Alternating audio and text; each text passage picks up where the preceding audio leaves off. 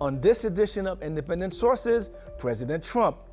What's next for immigrants after President Trump's declaration of America First during his inauguration speech and protesting the president? Is the massive surge of anti-Trump rallies sustainable? And what do organizers really hope to accomplish?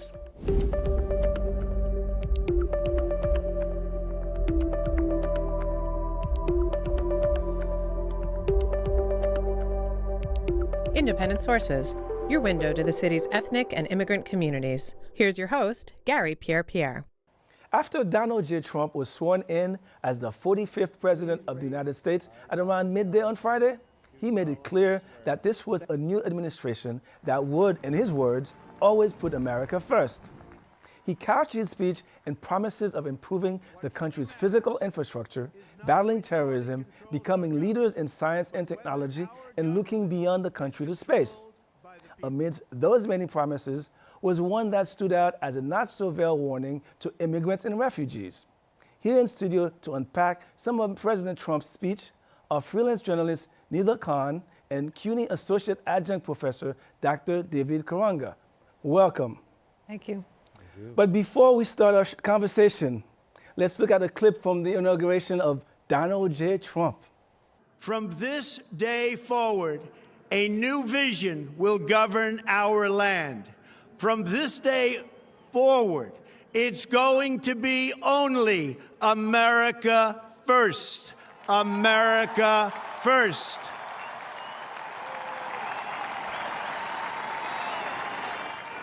Every decision on trade, on taxes, on immigration, on foreign affairs will be made to benefit American workers and American families.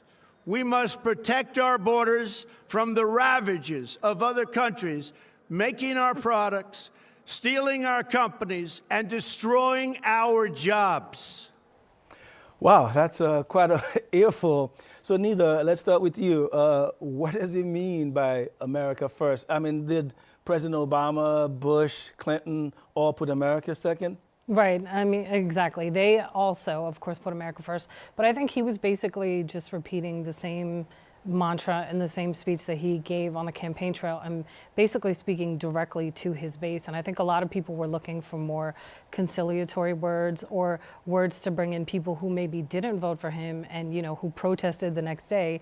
And a lot of people who were opposed to him the entire way because of the many misogynistic and bigoted statements that he made. And I think they were looking for that, but they didn't get it. They got the same, you know, where it's going to be America first. We're going to close the borders. We're going to, you know, cut down on trade and things like that. And it's going to be our people first, and immigration will be reduced. So it was just a repetition of what we saw along the campaign cycle. David, you know, there's a lot of fear and unsettled minds in various communities in this country. What do we expect in terms of immigrants and refugees? He's going to move forward on his agenda. I think it's very clear from the statement that he gave. He is positioning himself as the anti-globalization candidate, and his constituency are people who feel marginalized and have been actually by globalization. And it's people outside of the major cities, people who are in communities. Let me pick up on this point because I think it's really important. You know, this is a man who has business all around the world, boasted that some Middle Eastern businessman offering him a $2 billion deal that he turned down because he's such a nice guy. And so how do you take that and say you are anti-globalization when you've made your money because of globalization? Yeah, I mean, I just got back from Dubai and I saw the Trump estate in Dubai. He is definitely exposed all over the world. You know, but he was able to dissociate his record, his own business record, actually use it to his advantage to say, listen, I know how to do business all over the world and make money. I can do it for America too.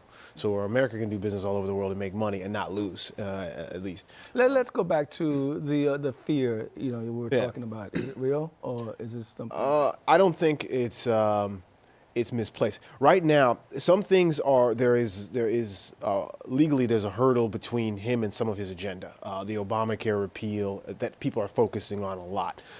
There's a lot of hurdles between him and that and achieving those objectives. On the area of immigration, those hurdles don't exist. Why? Because the law is on his side, and then now that the apparatus of state is in his hands. So the only thing separating us from a full implementation of some of the things that he had articulated on the trail, waffled around a bit, is an order from his office at this point. The law is on his side. The apparatus of state is in his hands. Okay. So what he's going to do with it is unclear at this point. And so, it could go any range of possibilities at this point. So neither, what does that look like? DHS is at his disposal, the Justice Department, and he had specifically targeted Muslims and wanted to ban Muslim. Can you talk about that in terms of the practicality of it? Right, and just to piggyback off of your question here about the fear, because the fear is very real in terms of we see a lot of people that were emboldened after he won. We saw a rise in hate crimes across the board, different things happening across the country. And then you look at who he's nominating as well, right? For certain positions, you have Jeff Sessions for AG, who's, was against the Violence Against, the Violence Against Women's Act, who voted against that, who isn't for criminal justice reform. His history is long from the 80s when he couldn't even get confirmation for a judgeship, for federal judge position. Right, and then as far as the Muslim community, you look at Tillerson, right? So during that confirmation hearing, when he was specifically asked whether or not he was for a quote-unquote Muslim registry, he never definitively answered the question. He basically was like, well, I need more information before I speak to this. So in my mind, that's like, this can actually still be a reality. They could bring this back and they could take it even further. And it's like, all it takes is like, God forbid, some sort of terrorist attack that happens, and then who knows what they're going to do. And I think the Muslim community is really worried that there will be something, this is how they say a slippery slope. You can have a registry, then you start rounding people up, and it's not like we haven't done this in history before in terms of Tillerson basically said yes to that question.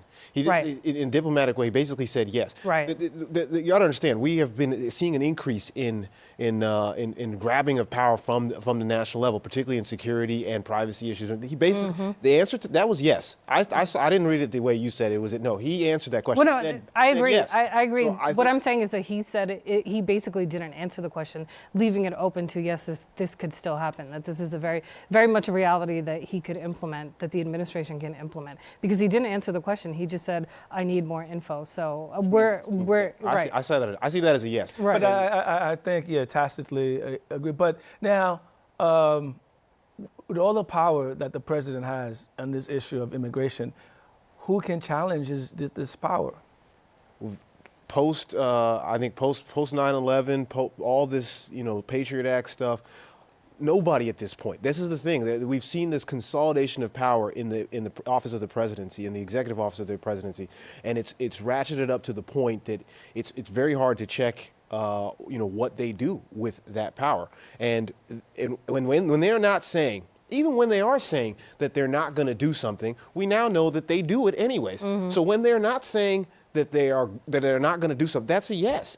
Based on what we've seen, that means that that's what they're going to do. Right, and I think what role can the media play, or will the media have to play to challenge this sort of like unchallenged power that... I think the media is actually going to have to do its job instead of just being, like a mouthpiece for government or just giving people billions in free airtime. They're going to actually have to hold power accountable. And I think they're finally coming around to that notion because they saw such a pushback from this administration already. I mean, the press conference that happened this past weekend, or, this last weekend, where, he just excoriated the press, and then how there was talk about moving the White House press corps from the White House to somewhere outside. And there was also talk about how they need to be drug tested, and just like the misinformation that's been given out. So I think the media, even the mainstream media, is finally realizing that, our job is to actually tell the truth, to ask the tough questions, to push harder, and we're going to have to do that even more so in this administration. So I'm hoping that, journalists and media executives do live up to that notion and do that. Well, we're hoping. So far, the press has been unable to deal with this situation. Yeah. We're due for our first break. We'll have more with my guest right after this.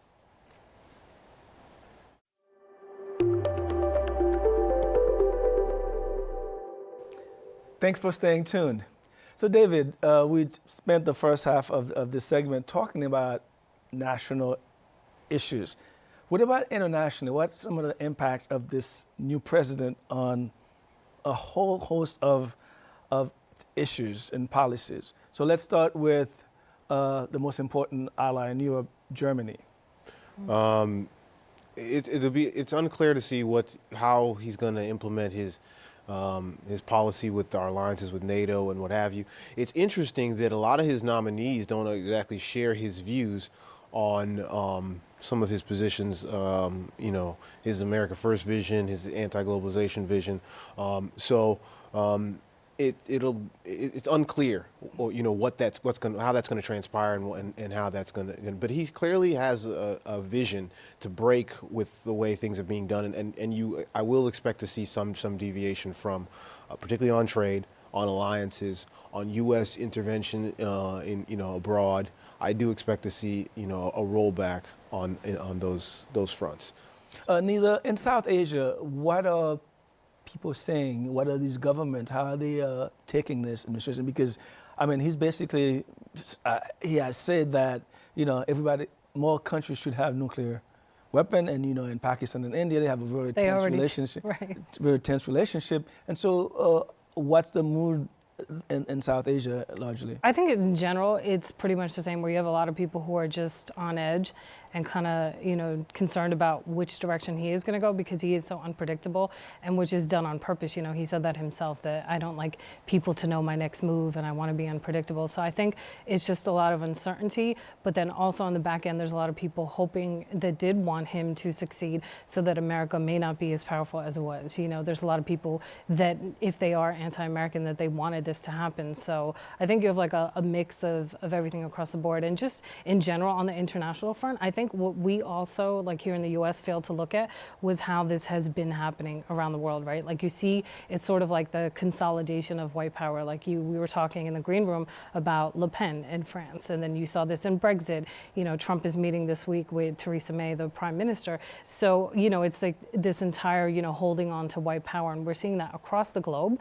And he's just another, whatever you want to say, in that movement we see everywhere, and it's all interconnected, and I think people fail to realize that as well too. Do you agree, David, that this is basically Trump is the de facto of the white nationalists worldwide over? No, I don't see it that way at all. I mean, you look at Duterte in Philippines. He's not part of white power, but he's anti-globalization too.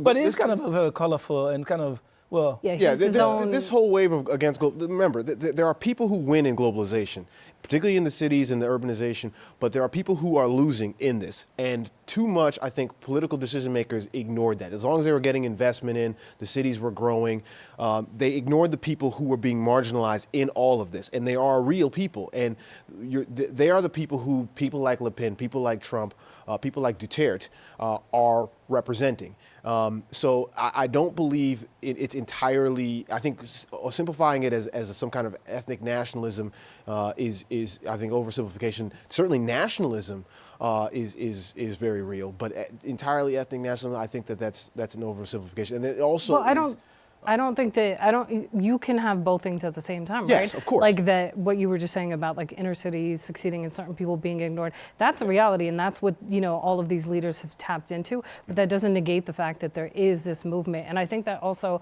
goes back to Russia, where that's part of it too. It's that maintaining of white power, white alliances, and, anti-globalization.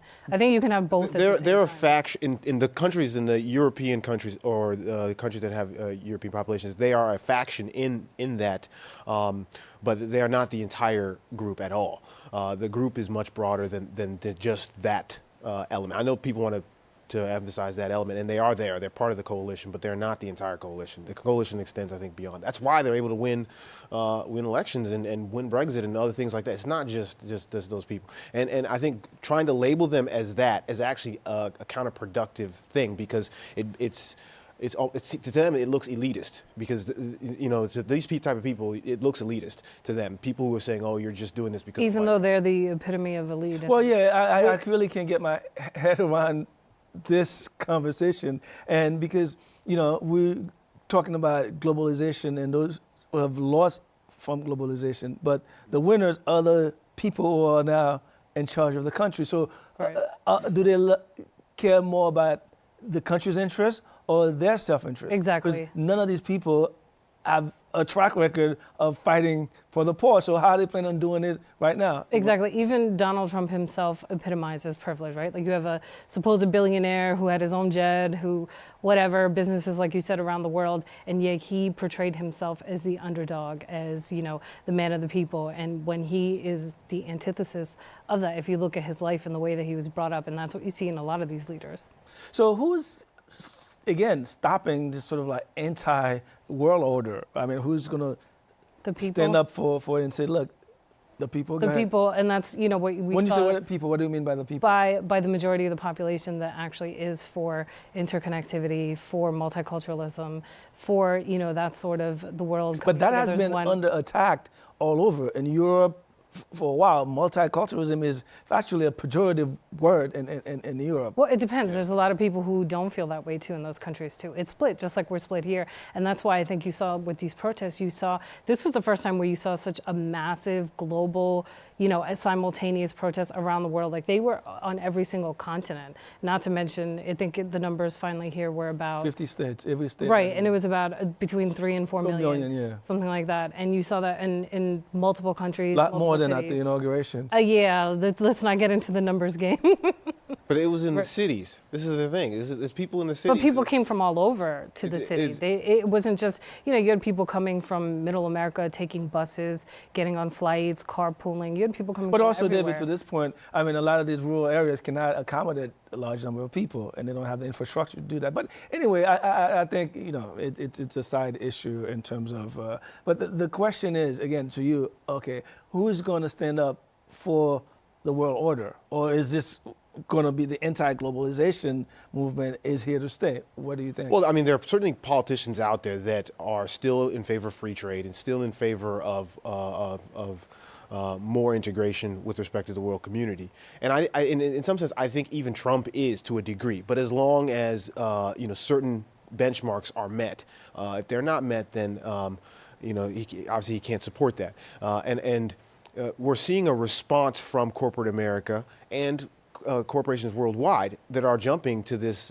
because a lot of them took advantage of the system as it was and didn't really exercise corporate governance and better business practices and think about the people that are affected by their decisions. Now they're seeing a backlash and knowing that the hammer is about to fall on them, they're already jumping to change their way they're doing things, create jobs in areas that they have felt marginalized before the policy even the hammer falls on them. But neither. I don't How necessarily real is agree. that, or is this just like pandering for the camera for Right. us type? Because the economy works much more complex than that. Exactly, and I think a lot of it, you have to be careful in terms of what's actually done and what is just theater, right? So it's like even with what was it with Carrier? Yeah, first out they in came out with Indiana, like yeah. X amount of jobs were going to be saved, but the number was much less, and a lot of it is more so.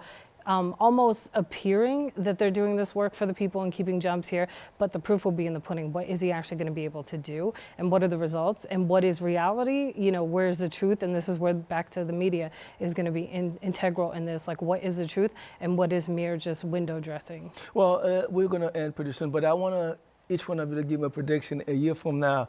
What's the worst thing that could happen?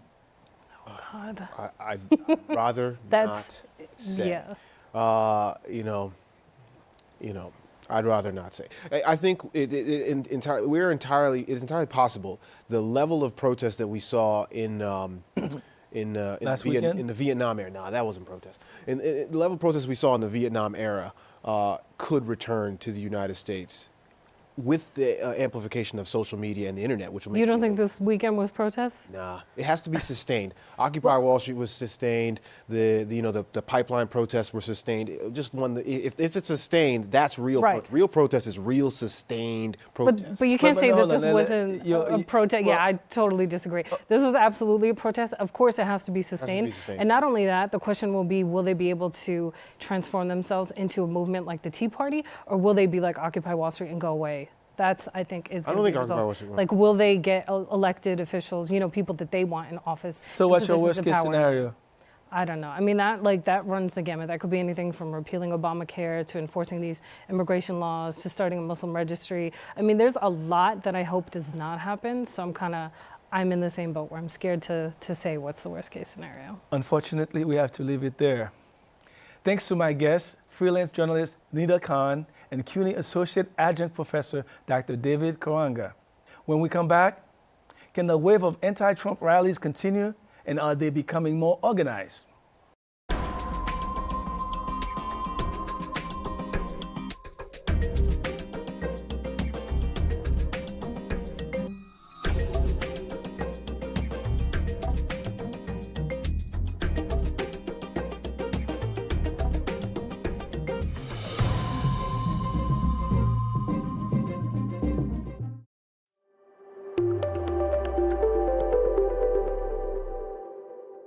Welcome back. Hundreds of thousands took to the streets in cities across the country over the weekend in a series of anti-Donald Trump rallies. These protests have been commonplace since Mr. Trump became president-elect back in November. Organizers' complaints range from Mr. Trump's bigoted and misogynistic remarks to his proposed immigration policy and dismantling of the Affordable Care Act. Now, many stand behind the Not My President banner. But after Friday's swearing in, he is president. So what now for these protesters? I spoke to Gabby Spears of the Jewish Women for Peace, one of the grassroots organizations that participated in the recent Women's March, to find out more. The day after the election, it was in the evening after Hillary Clinton had conceded, all of a sudden protests sprouted across New York, California, a lot of other places. The president-elect quickly dubbed these protesters as professional agitators. How correct was he? I think that in a subversive way that we hope to be professional agitators for this and for the next 4 years and for whatever is to come after Trump's presidency. Mm-hmm. Can this be maintained? I think that as Jewish Voice for Peace, we hope that we are going to create and maintain civil disobedience in really creative ways. I think that I and other JVP members feel that maybe protests cannot be the only answer, because if we're going to protest every ridiculous thing that Trump says or every time his cabinet member says something, it'll get old. And so we're looking at ways to maybe do street theater, and we're really active in the boycott, divestment, and sanction movement regarding Palestine. So yeah, we're looking at new and creative ways to sustain it. Okay. Now let's go back to something you said earlier regarding how it started. Is it now much more, this protest movement, is it a much more coordinated affair where you have organizations like yours and others who are coming together to organize this protest? I think that the organizations that were at the Women's March, and I think the organizations that will continue to be at these marches, are ones that have been around for some time. And I would say that there maybe are new groups, angry and new groups being created, but I would really encourage those people to go to where like the spaces have already been created, groups like Jewish Voice for Peace or Black Lives Matter, or we work with Palestinian organizations like Students for Justice in Palestine. There are ways that we can already continue the work that has been done. Sure, as you mentioned, after a while, protests get pretty redundant. We don't cover them anymore, and people have jobs they have to attend to. So what's the other strategy besides you mentioned theater and all of that? But I mean, do you have a clear agenda you want to see happen? What is a protest about? Because I know, like you said, some people have a lot of issues with the new president. And so what is it that they're trying to get at with these protests? Well, I think that organizations like ours have definitely come to terms with the fact that Trump is president. We're not going to change that. However, we're looking to hold him accountable.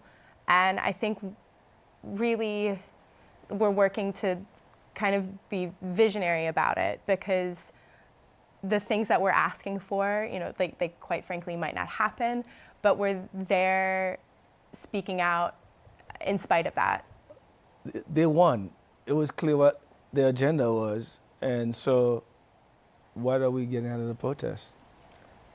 I think for me, it's like an act of like radical hope, and like the hope that when you're speaking out and when you are a presence, it puts pressure. We know that crowds makes it hard for the media to say no one was there or no one cared. And we're looking for presence. Is there any strategy in partnering with the Democratic establishment, since it is essentially an opposition party? It's in the minority, it has very little power, and it's looking for, is there a chance of solidifying some kind of relationship with the Democratic Party? I can't specifically speak to that, but Jewish Voice for Peace was present at the Democratic National Convention, definitely putting pressure on bringing Palestine into the forefront, or pushing it a little farther into the Democratic agenda.